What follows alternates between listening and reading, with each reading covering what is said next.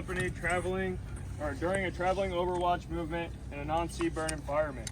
Your adjacent unit has come under fire from, and it says greater states type, size of target, as well as cardinal direction. If you guys pay your attention to the center pieces of paper here, it'll be the same on test day. Obviously different grids and different sizes because I can't give you everything, but they are there. At that time, the grader will tell you either a tank or troops or a BMP, one of them. BMP is the same as the tank. Stated there is your size. We will state the size that is written down so you guys don't mishear us and then protest later when you get a no-go for the wrong size. All right, as well, cardinal direction, we will not be giving you guys a cardinal direction. We will be giving you the actual in degrees direction. So that's one of your free goes for this link, okay? That is what you will end up calling up, and that's what you'll be using for your plotting. All right, following that, as you can see, it says, do you identify your target? That actually starts your time, so we changed it to, do you identify your lane? As you can see down there, we have numbers 1, 2, 3, 4, and it's read left to right by sitting on your seat. So that's seat 1, 2, 3, and 4. All right, and then it states you have no forward observer in your element.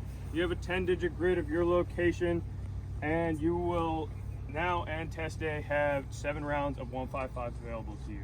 Your 10-digit grid is where it says current location. That is your current location, not the enemy's current location. It'll be the same on test day. Standard, you will transmit a call for fire using a grid mission to the FDC within 3 minutes of target identification. Locating the target within 250 meters. That gives you a 250 meter buffer in all directions. State the direction of the target within 100 mils, 5 degrees, with or before the first correction. Like I said, we are giving you the degrees so you don't have to worry about being wrong. If you read your compass now and on test day, I promise you it will be wrong. So just don't read the compass. All right, adjust fire within 50 meters to the target using at least 2 but no more than 6 bracketing corrections, following each adjustment within 45 seconds of the previous round impact. Fire for effect, transmit the results, and end the mission within 30 seconds of the final adjusting round impact.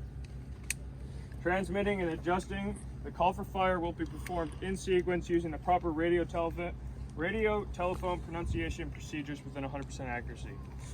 All right. For your radio, for train-up purposes for the next 2 weeks, your radios are off, okay? What we need you to do is practice actually keying it up. All right, press the little button, because come test day, they will be on. We will not have radios, but we are listening for the key sound.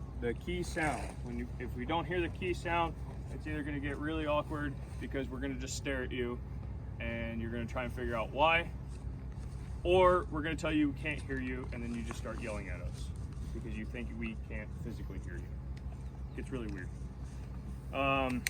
When it comes to pronunciation, everything will be done phonetically. Anything 2 digits or below, i.e. in this case 66 degrees, when you call it up, it is not 66 degrees, it is 66 degrees. All right? Phonetically, you will use tree, flower, fife, niner, all right? And you will use all of your alphabet of phonetics, Echo, Juliet, so on and so forth. All right. Anything 3 digits or higher, 100, 200, 400, 1100, 2400, you could say as I just said it. All right. If what you will see here and train up, you will get a distance of 1320. You can call it up as 1320. You can call it up as 1320. I don't care. All right. If you do break it up, if you break up any 3 digit, which is fine, you can do it. I'm trying to save you guys from possibly messing up a phonetic. If you say 1,320 or 1320, it's a no-go. If you say 1320, you're a go. Make sense? All right. I'm gonna jump to the end real quick. Your very last adjustment that you make is 50 meters add or drop with a fire for effect. At 50 meters, you cannot say 50, you cannot say 50, you have to say 50. If you do not, it is a no-go. Any transmission that you make, if you realize that you messed up your phonetics, before you end that transmission by saying over, you can go back as long as you say correction and then re-say it correctly. But if you say over, you enter the transmission, it's a no-go. Got it? All right. Now we're gonna go into your performance measures. First one for the transmit call for fire is you're going to plot your location on the map. Watch my demonstration. I'm gonna go slow for those who haven't done that in a while, right? So we'll provide our tentative grid. We're gonna find our grid square. See 0 tree 7 7. So I'm gonna go to my 0 tree easting, my 7 7 northing. That's that bottom left corner right there. So I know this is my grid square. Using the appropriate scale, which is in the case of the 125,000 meters, the big triangle, I'm gonna line up my zeros on that bottom left corner. I will now go to the right, 6 6. Go to the 6 and 3 more ticks is 6. And then I'll go up 5 1 is 5, and then halfway to the next tick is 1. Take a small dot, and I plotted my location. All right, next, as you can see, what I failed to mention is for training purposes, you have a candidate cheat sheet followed by this area right here. These fillable area that you see in your bottom left, it will be in the same position on your testing lanes, except it will be completely blank. It will be a white piece of paper. All right, so you will have to memorize what you have to spit out, okay?